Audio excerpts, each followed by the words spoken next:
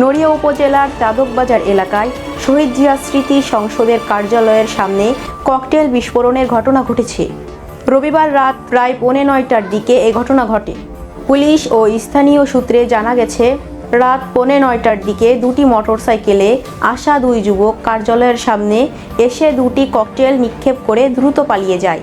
এ সময় একটি ককটেল বিস্ফোরিত হলে আশপাশে বিকট শব্দে আতঙ্ক ছড়িয়ে পড়ে।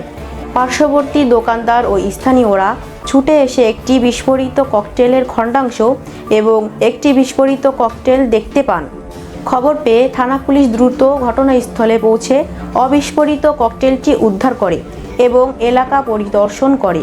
বিস্ফোরণের আলামত সংগ্রহের পাশাপাশি পুরো ঘটনাটি তদন্ত করে জড়িতদের শনাক্ত ও আইনের আওতায় আনার কথা জানিয়েছে পুলিশ। তাৎক্ষণিকভাবে ককটেল নিক্ষেপকারীদের পরিচয় নিশ্চিত করা যায়নি। আমি আমরিন সুলতানা, নিউজ রিলাইভ।